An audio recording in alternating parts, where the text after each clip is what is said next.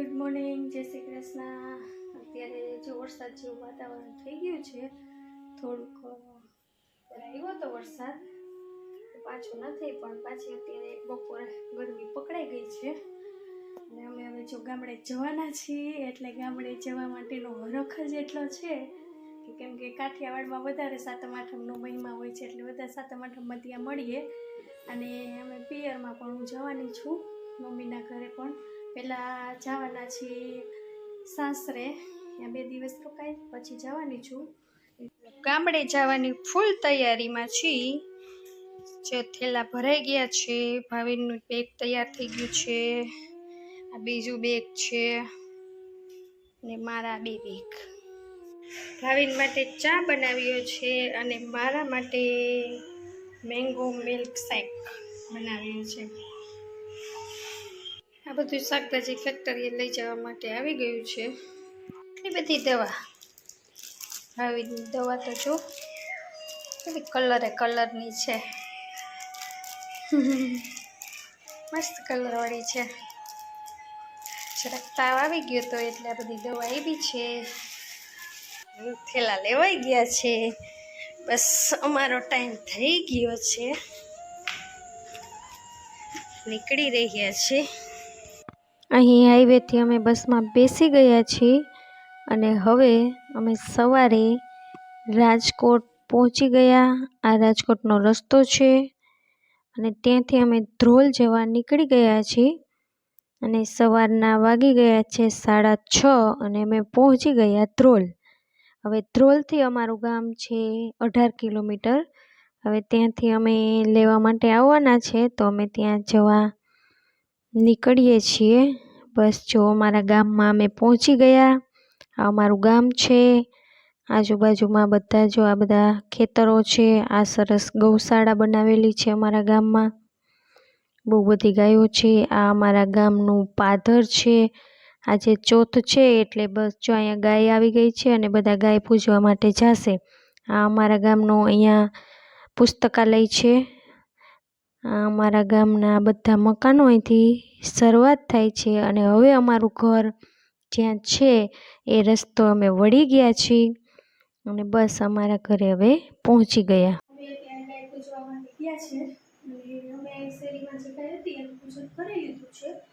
એટલે ગાયનું આજે પૂજન કરવામાં આવે છે અને આજે બોળ ચોથ કહેવામાં આવે છે. આજે આજના દિવસે પણ મહત્વ છે અને એની વાર્તા પણ છે કે બોળ ચોથના દિવસે ગાયનું દૂધ ના પીવાય, ખાંડીને ના ખાવાય, એટલે એવી રીતે બધા પાડે છે. અને બોળ ચોથ રીએ છે બધા, જેના મેરેજ થઈ ગયા હોય એ બધા રીએ છે બોળ ચોથ. અને જે મમ્મી ગયા છે આવશે પછી વાર્તા કરશું.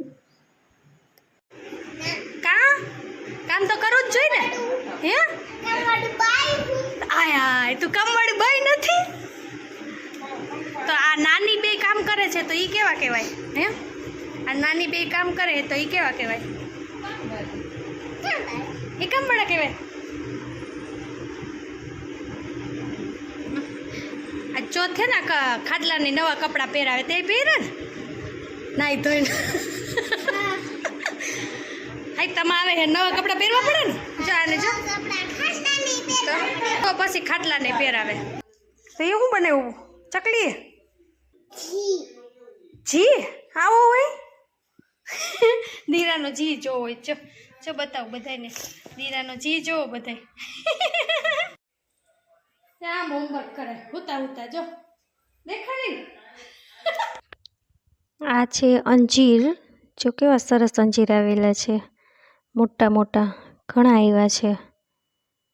આખા ઝાડમાં બધી જગ્યાએ દેખાય છે. અત્યારે ગ્રીન કલરના દેખાય છે અને પછી પાકે ને એટલે એકદમ કલર એનો ચેન્જ થઈ જશે અને મોટા થશે. હજી જો આ નાના છે, આ દેખાય છે ને બધાય. જો આ નીચે ડાળ છે ને એમાં પણ દેખાય છે. જો આ એક અંજીર છે એનો કલર ચેન્જ થઈ ગયો છે. આ ધીરે ધીરે બધા થઈ જાય એટલે અંજીર જેવો શેપ થઈ જશે એનો. મસ્ત છે. તેનું ઝાડ આવું હોય છે, પપૈયા જેવું લાગે. હવે સાતમ આઠમની તૈયારી કરે છે મમ્મી અને બાબુ બે બનાવે છે મોહનથાળ।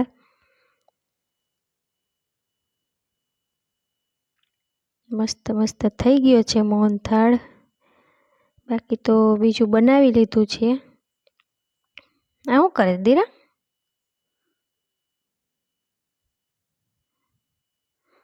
અને હું બનાવું છું હવે રોટલા કે મમ્મી અને બાપુએ મોહનથાળ બનાવી લીધો છે એટલે હવે એનું કામ કરે છે મોહનથાળનું।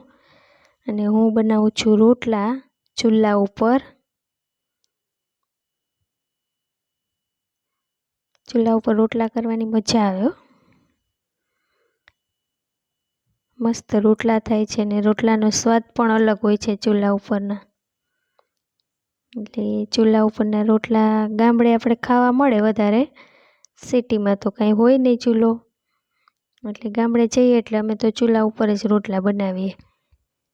ને ચૂલા ઉપર રોટલા બનાવતા આવડી ગયા છે। જો આ કાચબો જો કેટલો મસ્ત છે।